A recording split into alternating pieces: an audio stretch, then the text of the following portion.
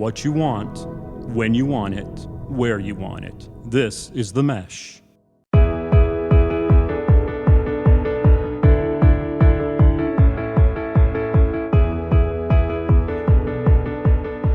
Hello, everyone, and welcome to The Forecast. We are your connection to the who's who in the game of golf. We hope to make you laugh, learn, and win, and grow your golf IQ. I'm your host, Allen Burton, Director of Instruction for the Allen Burton Golf Academy at Lake Hickory Country Club in Hickory, North Carolina. I'd like to thank our listeners for tuning in. You can find us on themesh.tv and all your favorite podcast platforms, such as Apple Podcasts, Spotify, Stitcher Radio, iHeartRadio, and Google Play. Be sure to check out all the other great shows on themesh.tv. They're all produced here in Western North Carolina. On today's episode, I have a great guest, Michael Neff with Gear Sports. Michael's in Portland, Oregon, and has some great technology to talk to us about with the Gear Sports program. I'd like to welcome Michael onto the show. I know a challenge to get both of our schedules lined up. I'm excited you got a little time for us, and I just can't wait to talk to you about what's been going on in your world, man. You've got an exciting product with the Gear Sports. I know it's one of the more fascinating pieces of technology in our game right now as a golfer and a golf instructor. Tell me about how you came about being the gears guy. Tell me the story. Where did you start out in the game of golf, and how did it lead you to here?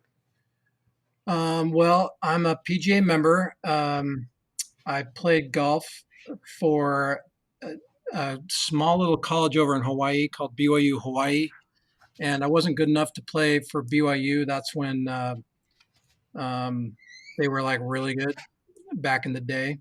And so I went to BYU Hawaii. I played golf. Dean Wilson was one of my teammates who had a great career on the PGA Tour, and Sure. I love golf, and I got into the golf industry, and I got my first once I graduated from college, I got my first big job at Oregon Golf Club here in Portland, Oregon, and I was kind of like, I bought this system called the A-Star system, which some old people might remember. It was the first of its kind video kind of playback system. Mm-hmm. I borrowed $20,000 from my dad.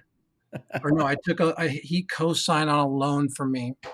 And then I paid it off in 3 months, though. I did that much business in 3 months. Wow.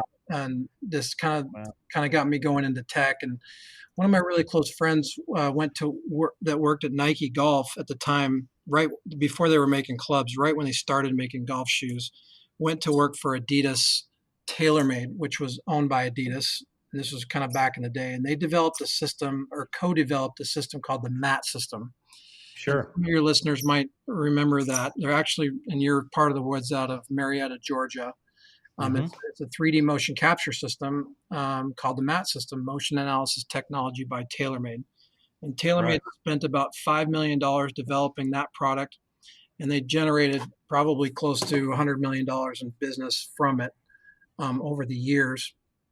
It was really successful, and I was involved with that early on. So my friend introduced me. He knew I was a golf pro and a tech guy and kind of a geek. And that's kind of where I kind of got into the 3D space, is the TaylorMade relationship. And I basically did all the training and installation on that product. We put about 100 systems out into the market. And the challenge we had with the MAT system was that the frame rate was kind of low. And we basically, we also didn't have any shaft information. We didn't have the bulge and roll information from the club head. There was just too many things that we didn't have that kind of left me wanting to change that. And the company basically decided to go into the military, and they stopped working on the MAT system. And that's the time when we went to Natural Point. And Natural Point is the largest motion capture company in the world. And they make their own cameras, and we've created a system called Gears. And we basically did a bunch of stuff that we were able to do a bunch of stuff that the MAT system wasn't able to do.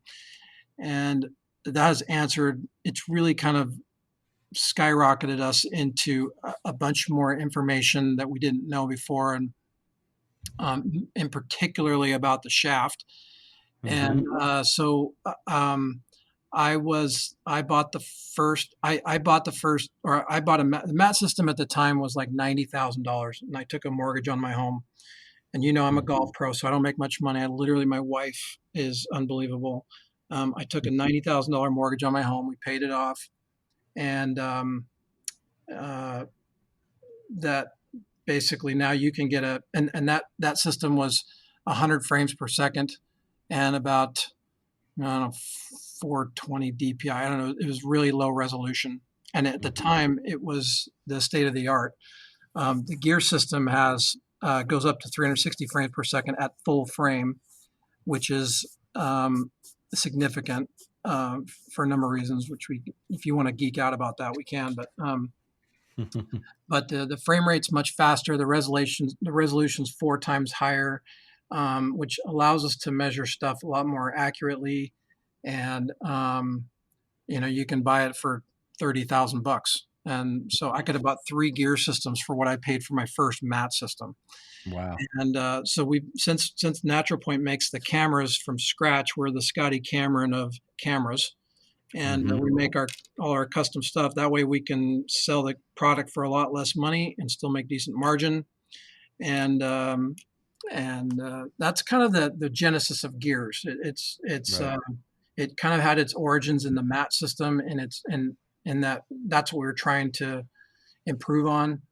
And we're now working on a bunch of new stuff that we hope to, kind of keep rolling out. Well, the evolution of technology has been fascinating to me. I mean, I'm just a dumb old country boy when it comes down to it, but I love what is happening in our world where we can measure and study and just understand the variation and also the similarities in golfers and what they do. And the higher skilled player, there's patterns to what these higher skilled players are doing, and your technology is bringing some of this information to light in such a way that's going to help our industry, and that's fascinating to me. And I got to see the first mat system, I guess, at Quail Lodge over in Yeah. Carmel. Oh yeah. I remember that system, and Bobby Clampett and I went there, did a golf school there because he grew up there, Yeah. and they had the mat Memorial. system. And I remember seeing it for the first time there, but so it's a neat thing, and so I don't think all of our listeners out there are aware of what gears is. I mean, it's relatively new in an old game. I mean, it's how many years old is your company, and kind Yeah. of give the It's five. We've been around for about 5 years now. right, right. We've got about 180 systems globally, and we really didn't start selling it till about 3 years ago. So we've been Hmm. doing about 50 systems a year, and that's pretty much Wow. on my back right now. We're trying to find the right fit to help me out and get some more product out there, and we're just going Hmm. into baseball now. But it's basically a 3D motion capture system where there's anywhere between 8 and 12 cameras, depending on what you're trying to do, and they Hmm. surround the player, and it's optical infrared tracking. So you put the reflective marker on the key joints and on the club, and the key joints are on your body.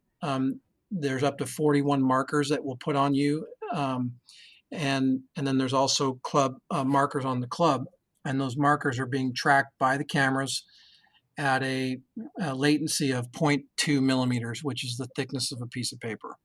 Mm. So it's not markerless. So markerless technology would be ideal because you don't have to put anything on you and you can just hit it, and we get great 3D data. But we're Right. just not there yet. I mean, we got a ways to go before markerless gives us the research or medical grade accuracy that is needed in our sport. Hmm.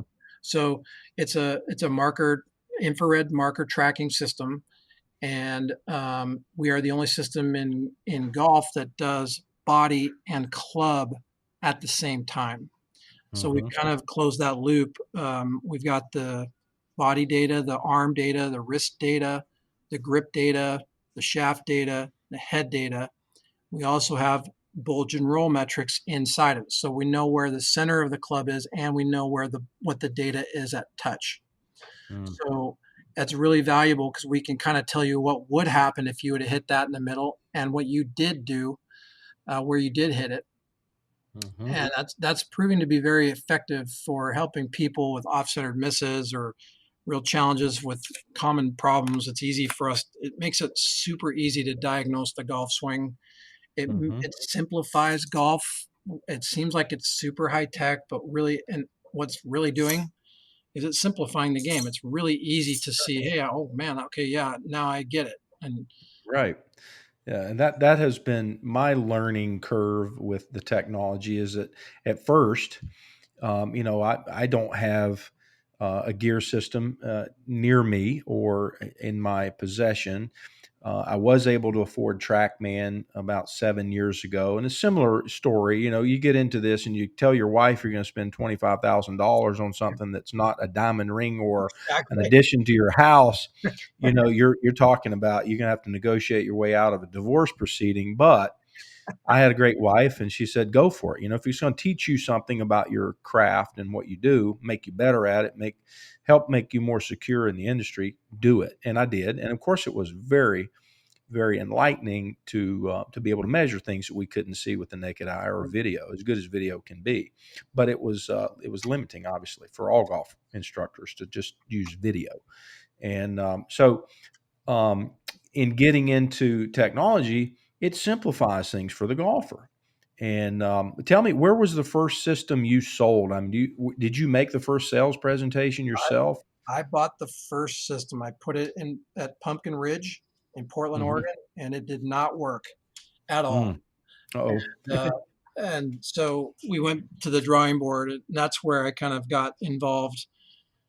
Um, and we didn't really sell any of the first fact when it first came out.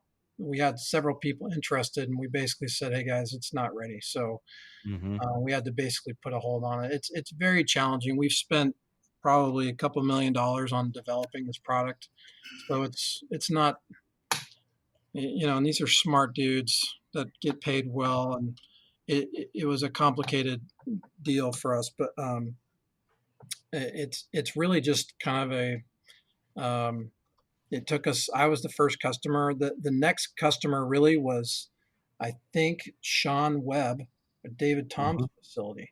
Or no, Okay. I'm sorry. Michael Jacobs was my first Oh, customer uh, okay. up in Manorville. He's a top 50 instructor and Sure. a really sharp guy. And then Sean Webb was right about the same time. Sean Webb and Mike Renato have the AMG Sports, and Sean sets up out at David Tom's facility in Shreveport, Louisiana. Hmm. Um, but and then TaylorMade right now is my biggest client. They have about 30 systems globally. They have Wow. 5 systems on campus. They use it for various reasons. They measure their robot with it. They measure customers with it. They do a really good job with putting in their putting lab with it. Hmm. Um, I don't know. We have Cobra. We have a lot of customer. Cobra's a really good customer of ours. Um, True Temper, um, and a bunch of companies, a bunch of club companies over in Japan and Korea.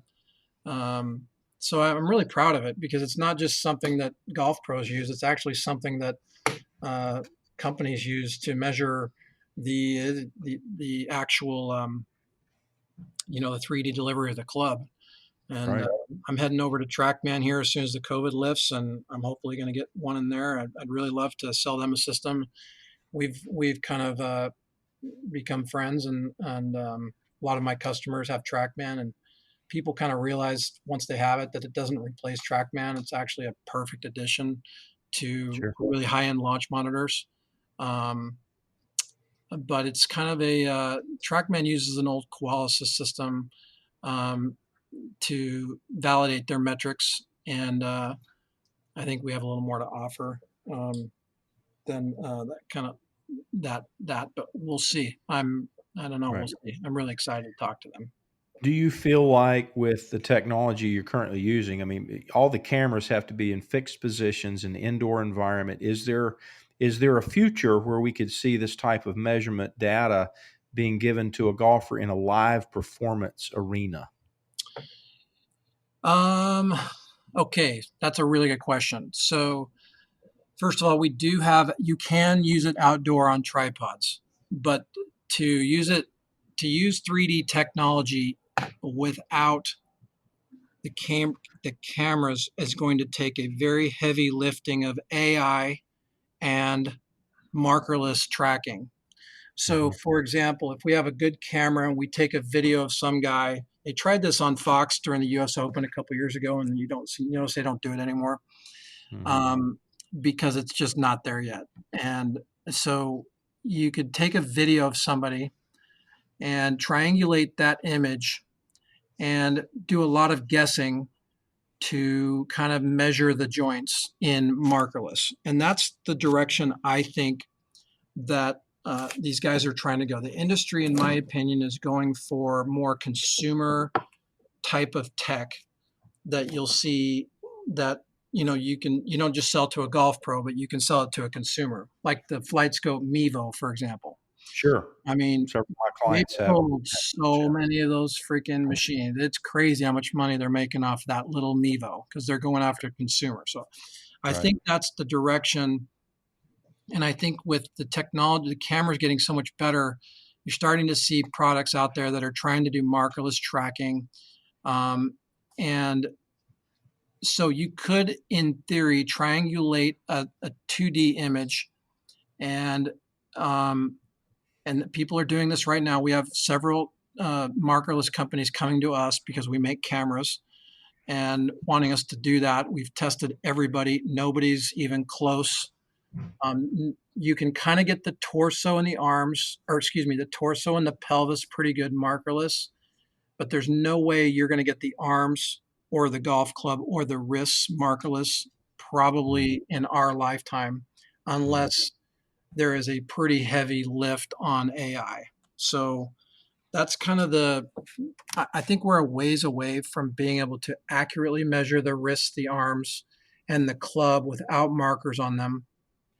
Um, but I think that's the direction you're going to start seeing people go. You're going to see a lot of phone apps.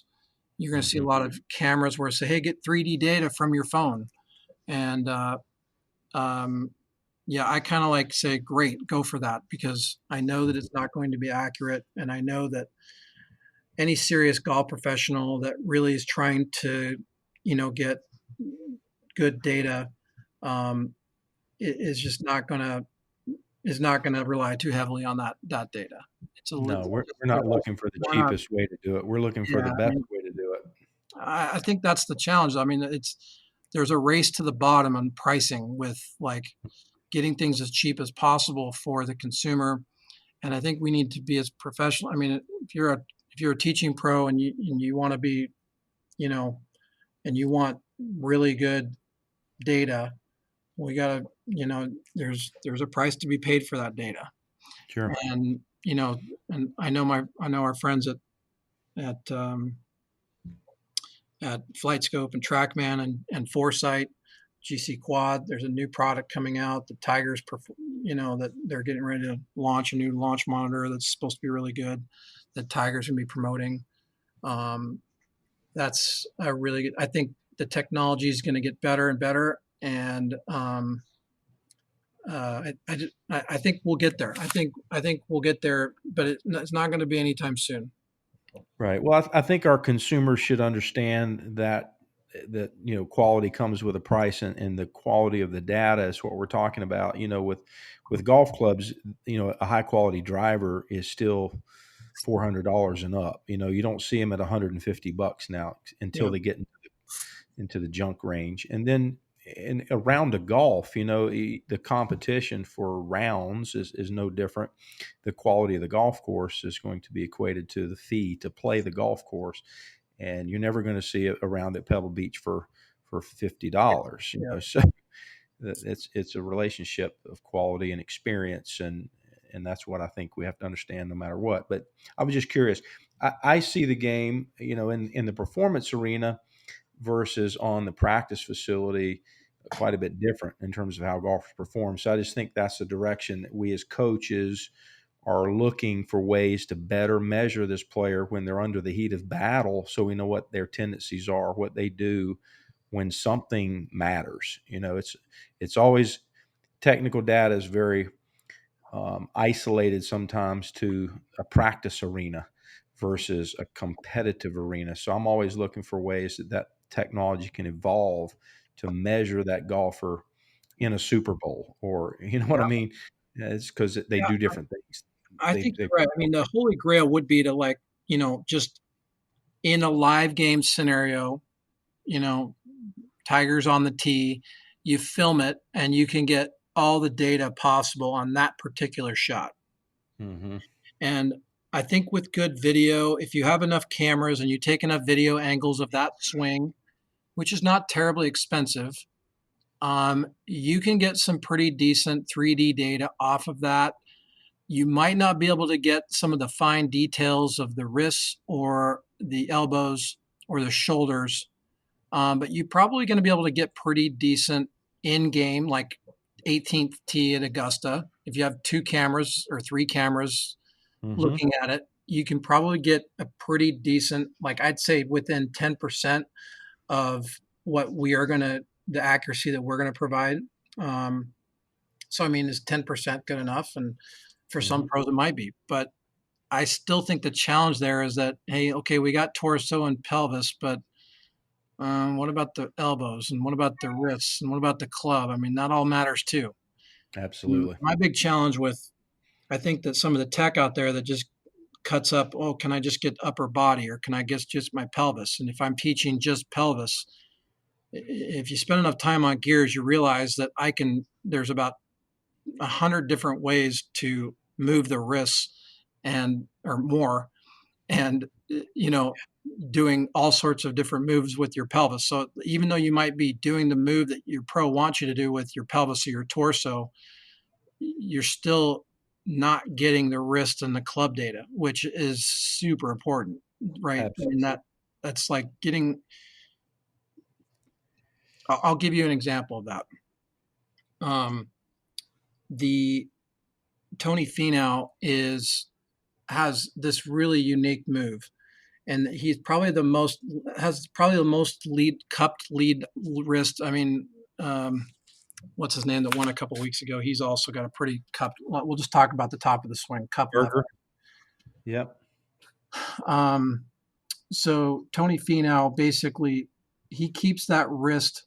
Pretty much all the tour players. One of the things we found in common is that the journey of the wrist angles, the lead wrist goes towards flexion, whether it's inflection or whether it's an extension. The transition with tour players, the initial move of the downswing goes towards flexion. So if you're hmm Dustin Johnson and you're already shut, he goes towards more flexion before it Right. comes out of that. Tony Finau has very late that happens later than anybody we've measured by a mile that's playing golf for a living. Wow. So it stays in extension pretty much till about the left hand's about the shoulder high. And then it starts to roll hard, like really hard late. hmm And, but that changes the 3D delivery of the club very much and how the shaft rotates. That causes a lot of shaft deflection and droop, that motion. So hmm he has a lot of toe droop, and it gets worse with the longer the club gets. So we made a pretty interesting change right before the British Open last year, which turned out to be a pretty good change. He didn't miss a cut after that and took second, I think, at the British Open. And he went on, he made a fair amount of cash after that, which I'm super happy. Couldn't happen to a better guy, literally best guy on tour, I think. Yeah. Um, and the but how that wrist angle changes and how that affects the shaft and the twisting of the grip and how that changes the lie angle face angle movement was really a big deal for him. And there's no way you can measure that if you're just measuring torso or if you're just measuring the club head. Sure. There's just way too many things. Unfortunately, there's way too many things to consider in a golf swing Um, we can't just say, oh, you need this one thing and that fixed it and it's good now. There's a lot of things to consider. And what I'm really proud about Gears is that it does all of that and simplifies it in a very usable way. And and it's affordable. So I think that's what I'm really proud about, because you need all that data. You can't just kind of skim a few things off the top and then call it good. There's a Right. lot there's a lot of pieces of the golf swing we need to consider. No, it's a puzzle for sure, and there's a lot of moving parts in the puzzle, and we hear this a lot in our industry about how things need to match up, and players are all different, and they're doing things their own unique way sometime, and just to understand what that player's doing that gives them the results they're getting, um, you need to Yeah. be able to measure all these moving parts and have some data to work from.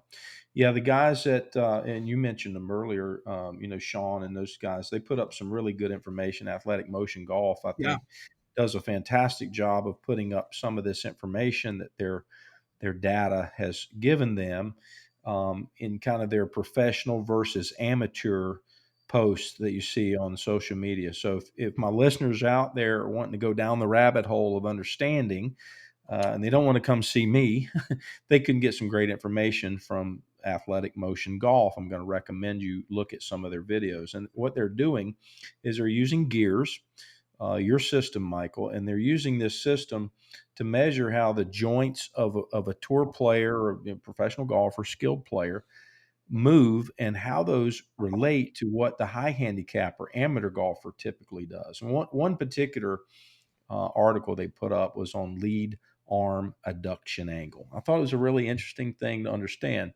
So the lead arm is the right-handed golfer's left arm, and how much more that recreational golfer is moving their arm back across their chest as they make their golf swing, because they don't rotate their upper body very much typically, and they make their swing primarily from their left shoulder socket by swinging their arm across their body.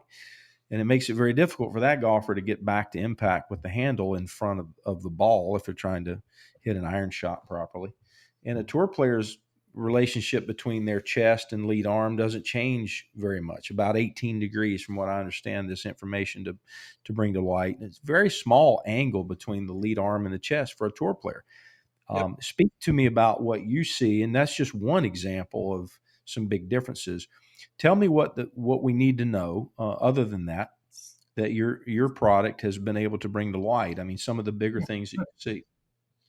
That's a great question. So I'm going to pick a couple. There's a lot, but I'm going to pick a couple. One thing that we don't see in tour players, we call it thrust. So the boys at AMG, anybody that has a gear system has all of the tour players that we've captured that they have. So they don't have exclusivity on all these tour players' data. So you can actually, if you go to a gear system, or you can see this data again, you can see a tour player versus you or whatever you're doing.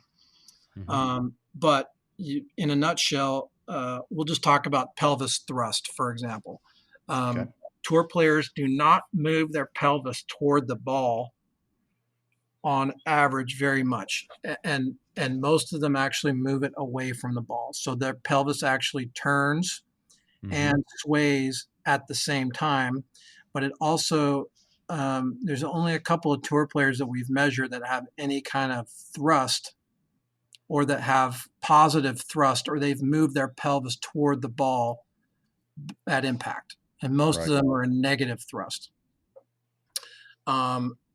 Most of the amateurs basically move their pelvis toward the ball right around an inch to an inch and a half. So they've moved their pelvis toward the ball about the width of a golf club, the club head, roughly. Mm. Maybe, and not quite that much, but I mean, so what Right. that does, and they basically, so we call that early extending. So they basically move toward the ball, and that causes the shaft to kind of have to steepen in order to hit the ball. So that pelvis movement towards the ball, the player runs out of room, and the only way to hit it is to raise the handle.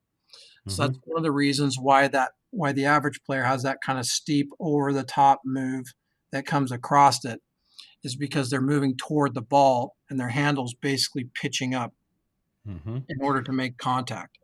So that's one thing that we see that tour players basically don't do. They don't early extend or they don't move their pelvis toward the ball.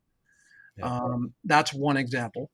Um, Another example would be that um, most tour players don't move the handle um, uh, well, there's a lot that do, but most of them don't. Like Ricky Fowler moves the handle up quite a bit, Mm-hmm.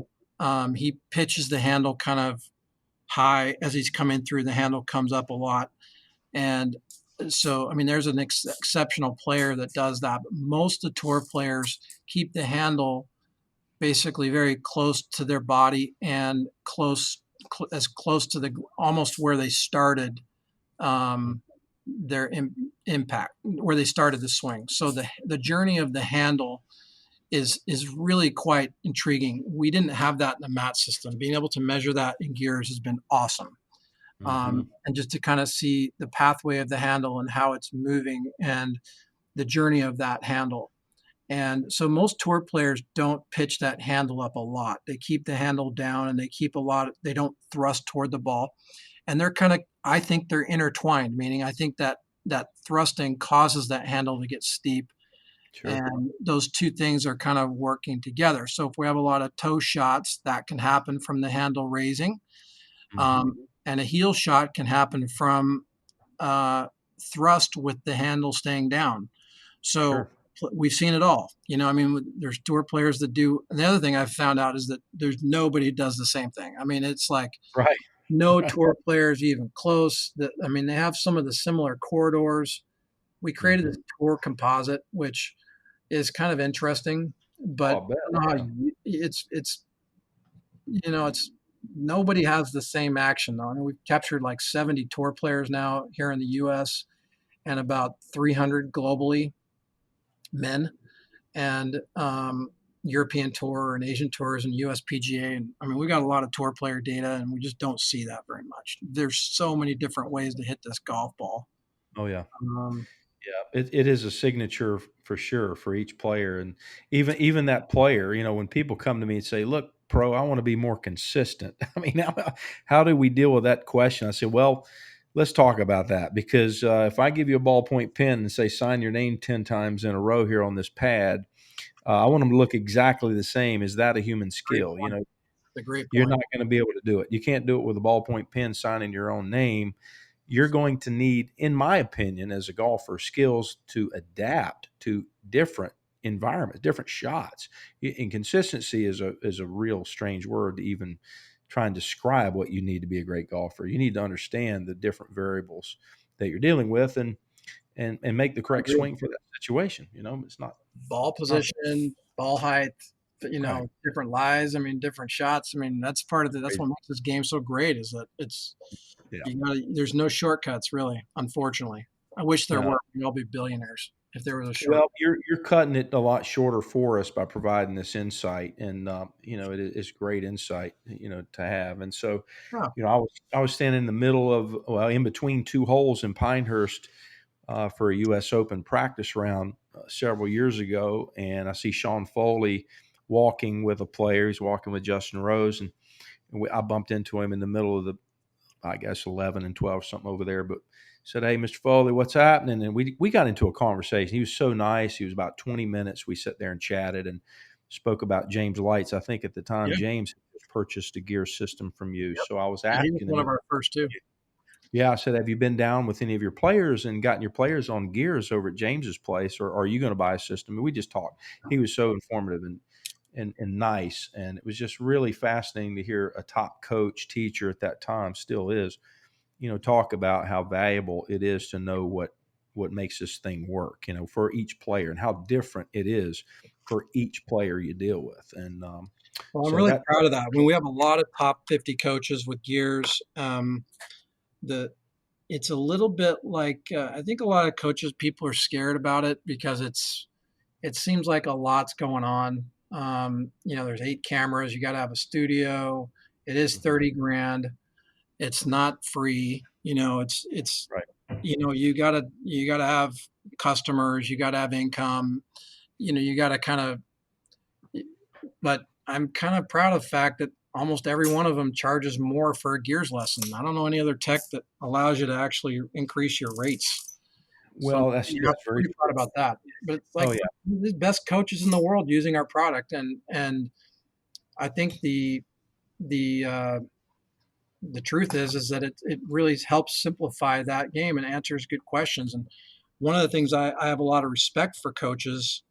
I'm going to shout out Boyd Summerhays here. Mhm. He's like, dude, I kind of have a few questions here about Tony. I don't know what's going on there. Like something's happening and I can't quite figure it out. Like, Right. I think that is a sign of an excellent coach, an excellent coach. And I don't think there's many coaches out there that have the balls. Sorry for your Right. listeners No, that's fine. to That's the appropriate term. ask that question because Right. they would say, well, wait, that's showing that I'm showing my vulnerability that I don't know everything. Sure. And you and I don't know everything. And there's stuff that James Lights knows that neither of us know. And there's stuff that Mike Jacobs know that none of us know. And, but there's stuff that he doesn't know that I do know. And we're all here to this thing together to help people get better. And Right. I really admire coaches that are willing to like listen and willing to learn. And I think that's for your listeners, that's you want a coach that's going to listen to you, that's not going to browbeat you, somebody that's like wanting to do whatever it takes to help you get better. And there's a lot more to learn about this game. Well, I tell my players all the time, I said, I don't have all the answers. I'll work hard to help you find them. And it might be that I take you somewhere, we get some measurements or some information that I can't provide because at the end of the day, nobody has all the answers. We're all continuing to learn and search for those answers. And I say it all the time. I don't know. I don't know for sure. I know what I know, and it's very little, to be frank. Um, but that's what it is. We're always in search of that. So as we continue to grow and learn and we understand this moving thing, we're swinging and putting force and torque and energy into it to get it to move because we know the club does none of the work. We put work into it and make it move. This shaft is moving. Tell us about what is going on in a lot of these swings in the shaft world. We need That's to great. understand that. That's a great question. Okay, so basically think of it like uh, well, I'll give you a good example. I did a kind of a blind test with Lexi Thompson and her brother Curtis, who plays on the Corn Ferry Tour right now. Hmm. And I took a Cobra driver, both of them are Cobra staffers, and I scratched the logo off of the shaft. So they had no idea what shaft it was. Okay. And I said, I want you each to hit 10 balls and tell me what you think. So Lexi swings right around 100 miles per hour with her driver. Maybe she can get up to 103 or something like that. Curtis can get it up to pretty close to about 125. He moves it. And so I had them hit their shots, and I said, "So what, Lexi? What did you think?" She's like, "This thing feels like a wet noodle, and just the shaft feels super soft to me, and it was really spinny." And then I gave it, and then Kurt, her brother, was not there. And then uh, later that afternoon, her brother came in, and I said, "Okay, I want you to hit this club," and he hit that club, and he's like, "Dude, this thing feels like a board. What is this thing?" So at 125 miles per hour, Curtis said this shaft feels super stiff. At 100 miles an hour, Lexi said it felt like a noodle. All right. So it's the same shaft. They're playing the same club. It was a stiff shaft, and 65 gram stiff shaft. I just scratched. It was a blank shaft to them, though. Right. And if you were to look at the two players' swings, the way that I call it the way they offend the shaft or way they bend the shaft, Hmm. Lexi kind of throws it from the top. She's kind of an early thrower. She kind of releases the club early. That Uh-huh. generates a lot of club head speed, actually. And contrary to what we hear a lot, that casting is bad for speed. And Right. it can be bad for speed if it's out and steep, but it can be very good for speed if it's done at the right time. And she actually bends the club more than her brother Curtis does at 100 miles an hour than 125 miles per hour. So the shaft, Interesting. basically, how you're moving the handle, how you're kind of snapping the towel, so to speak, or how you're shearing your grip, the right hand and the left hand, how they're kind of fighting against each other the whole time, Hmm. um, and how you're twisting the club. There's three axes to it. There's twist, there's deflection, and then there's droop. And Hmm. everybody does it different. Like there's nobody that has the same pattern. Um, there's things that they have in common, but there's nobody has a singular pattern. Hmm. And so the way the shaft is basically, we're measuring how they basically snap the towel, for lack of a better word, Sure. or how much they're twisting it. And so for your listeners, probably a simple way to think of this is, um, the more rotary players, so like somebody that turns a lot, and Hmm. that would be a player like David Toms, um, Blue Weekly. Boo Weekly. Um, there's another one that I'm not thinking of. Curtis Thompson in this case, that I was just telling you. Um, Lee Trevino would have been one of these players. Somebody Hmm. that's super open with their shoulders and hips, that Hmm. kind of more of a rotary player. They don't deflect the club, or they don't bend the club as much as a player like Bubba Watson does or Lexi Thompson does. Gotcha. So Lexi snaps the towel more. She's more vertical. Her body kind of works more vertically than it does rotationally. And that Mhm. vertical kind of stand up, you see the long drive guys have, those Yep. guys really bend the shaft a lot. So they're kind of snapping the towel early. Guys like David Toms turns so hard, he could use a lady's flex and it wouldn't matter. He barely offends the golf club. Gotcha. So Keep. if you're kind of a snapper, or if you don't have a lot of rotation, you probably need to err on the stiffer side of things. And if you're Mhm. more of a rotational player like a David Toms is, it kind of doesn't matter what you play. Kind of just whatever feels good. Because You love the shaft more through the plane of the swing, I yeah, guess, and it's just not wanting to deflect and go toe down on you as much. yeah. Yeah. There's also a kind of an interesting, so the shaft drooping, meaning that the toe goes toe down, and pretty much every golf swing in the history of mankind has shaft droop. So the Mhm. shaft is always kind of drooping down, and the toe digs. So you're going to find this interesting. I did a case study with 11 Korean women who combined make about $15 million, and I was able to do a blind test with them. And what we found was that the longer the shaft got, the more it drooped. So the lie angle would be flatter on a 3 iron as it was than it would be with the pitching wedge. So some Mm. of that is from the length of the club, some of that is the speed at which they're swinging. Mhm. So if in all these cases, all these women basically are fit for their clubs, and like let's say their 7 iron was 1 degree flat. Well, they had all their clubs made 1 degree flat, like most of the customers do.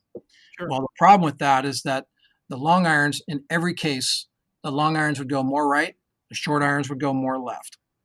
Wow. In every case with these women on a blind test. And the blind test was super important because if you let them see it, they'll make adjustments to it. Sure. So if you were to do a blind test with your customers, I can assure you that the wedges would go less right and the long irons would go more right. And Mhm. a lot of that is because the lie angle. And the lie angle is something that's extremely hard to measure accurately. Yep. TrackMan's trying to take a stab at it. It's a little tricky for them. Um, uh, GC Quad does a pretty good job on that. Um, but measuring lie angle is really difficult to do. And how that lie angle influences the face angle is super critical.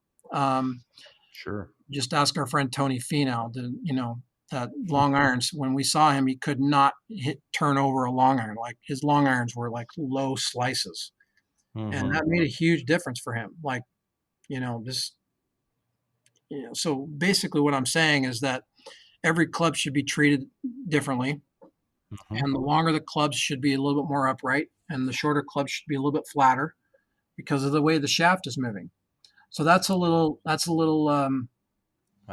something that we're working on right now, that we're learning about shaft movement. And so if your customers out, or listeners out there are having a hard time turning their long irons over, there's probably a pretty good chance that the toe's digging too much. Yep, makes a lot of sense. Are we going down a rabbit hole of understanding the variations in shafts themselves? If I had 50 shafts that were manufactured as the same flex, the same brand, the same model, how much variation are we going to see Great from that question. shaft? Great question. So, um, the shaft companies are actually getting way better at consistency. And this was not the case 10 years ago. Graphite shafts were all over the place, and even steel shafts were all over the place. You never knew what you were going to get. Really hard to get a batch of 8 shafts that did the same thing. Mhm. Um, and then you have the factor of the spine. So the shaft has a spine too, and how the spine goes into the club. If it's not going in the same direction, you could have some movement there. So Sure. we do a fair enough robot testing to kind of figure this out. We've done so many independent studies with gears measuring different shaft properties, um, that we have figured out that some shafts are definitely better than others. Mhm. Um, the best producing iron shaft is the Oban CT steel, which is actually made by a company in Japan, and it's manufactured, or it's marketed here in the U.S. as Oban, and Okay. it's the only seamless shaft in steel shaft in golf. And Mhm. the dispersion on that on the robot was unbelievable. And if every human saw this test, they would sell more shafts than anybody in golf. So I'm pushing them hard to get this study out, because, in other words, having no seam does improve dispersion. Sure. The graphite shaft that did the best, iron shaft that did is the Mitsubishi OTI. Outperformed every other graphite shaft by a pretty considerable amount. Again, it's the consistency of how much it deflects and droops. So for example, you'd have one, the robot is really consistent, but there is a little bit of movement in it. And Mhm. so like you'd have one swing and it was like the shaft would deflect maybe 15 millimeters. The next shaft it would deflect 15.5 millimeters. The next shaft it would deflect 16 millimeters. So the Mhm. deviation on that Oban shaft was literally like, probably like a millimeter and a half. Where like Mm. we put in a very popular branded steel shaft, who I will not say their name, and the deviation was about 5 millimeters. So Right. it doesn't seem like a lot, but 5 millimeters to a golf ball is a ton. That's a lot. Yeah. That's a lot. Trust me. I mean, it's about 10 yards of dispersion over time. So if you hit Wow. enough balls, you can kind of figure that out. And to a tour So player, it's a lot of money. in other words, if Oban had the marketing budget and they were able to get that shaft into every tour player's hands, and if they had enough money, I believe within my heart that every tour player would be playing that shaft. They just don't have the No, the capacity marketing power. Yeah, the to do marketing that. power.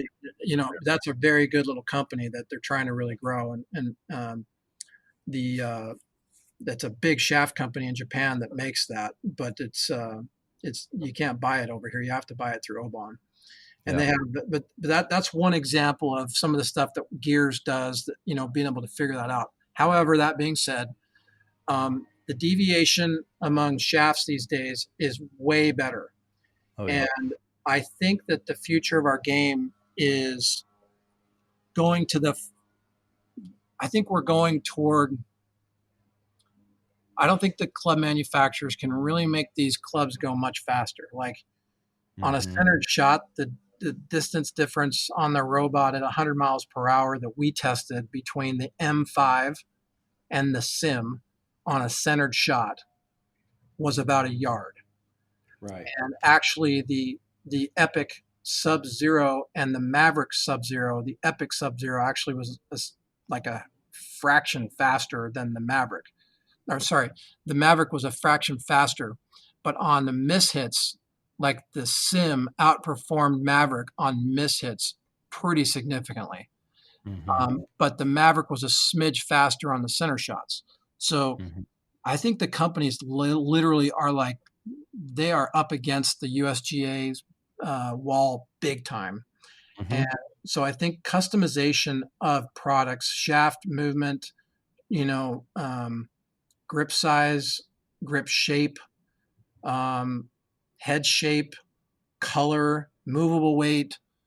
That's how we're going to have to do it from now on out, unless they change the USGA rules. I mean, everybody's making really good drivers right now. Yep.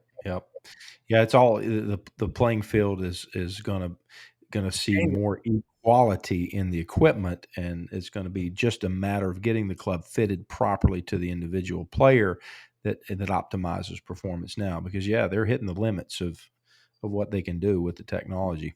It's a great opportunity for teachers to start to embrace club fitting more, which is really my goal. Like what Gears kind of does is it in a nutshell, it kind of brings club fitting and instruction together, because we've tied the body to the club. So we now have that, we've bridged that gap. So it's no longer just club head or just body. We've got both. And when you see that, people that have it realize pretty quickly, like, okay, now I can see how teachers should be fitting and fitting should be teaching, and that really should not be separating. One and And the right same. now, I think that's really a problem right now in the industry, is that we're separating club fitting and instruction at an alarming rate. And I think anybody that owns a gear system or that has access to one realizes pretty quickly that you can't change one without the other, and nor should we. And that's a great opportunity for teachers and fitters to really improve their craft and to really get better. Well, I agree. It certainly is the direction our industry needs to go to continue to improve our Yep. golfers. Michael, I tell you, I cannot thank you enough for being on with us. You've shed some light on some very shadowed areas in our brains as golfers, and bringing things like this to light makes our industry flourish. And hopefully we can get you back on soon. I'd love to have you come to the area if you make your way over to North Carolina. I know travel is pretty restricted right now for a lot of folks, but Oh, best to you the I'll year make to come. I'll make you a deal here, bro. Okay, we'll do it right here online. I'll bring the system to your facility. I can get about 10 people a day on the system, and I will charge $100 a person for my time, plus whatever you want to charge. So maybe we call it $200 for a gear session. You get 100, I get 100. Customer pays 200. They get an amazing gears experience, and we can do 10 people a day. And I'll stay for at least a couple of days, so we can get 20 of your listeners on for $200 a pop. Oh, wow. My phone is ringing right now. That'll cover that basically covers my expenses to get out there, and it makes you a little cash, and what you deserve. And if you want to do that, I'm in. You just pick the time, I'll be there. Let's do it this fall though, so it's not so blasted hot. Oh, you bet. I will not bring you to North Carolina with this heat, man. We were 90 something today, Oh, and the humidity was probably parallel with the temperature. So I'm not going to do that to you, my let's do it friend. in the fall. I'm all over that, bro. Let's do that in the fall. I'm in 100%. Thank you so much, Michael. Really, really appreciate your time today. And folks that are listening, that is Gears Sports with Michael Neff. If you want to be reached, Michael, tell us how you want to be reached by our listeners. If they have a question about gears or where they can go find gears for themselves and they're traveling, they're going to need to reach you. How's the best way to do it? So gearsports.com, that's the website. Michael Neff Golf is my website, and Michael Neff Facebook, Instagram, just look me up, Michael Neff Golf. You can catch me anywhere, any questions that you might have, and I'm an open book, man. And I can't thank you enough. We really appreciate you being on the show. Cool. It's been the forecast, folks. Thanks for listening. Our guest, Michael Neff with Gear Sports. If you want technology that measures the body, the club, all the data put together in those relationships, there's nothing better right now in our world than Gear Sports. Thank you so much, Michael. We'll speak soon. And that's been the forecast, folks. Hang tight. Look forward to seeing you all soon. And hit your ball down the fairway, golfers. Find it. in the short grass. Thank you. Bye-bye.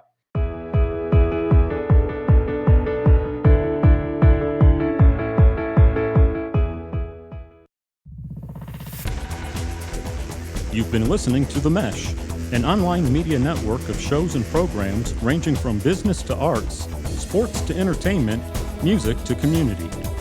All programs are available on the website as well as through iTunes and YouTube.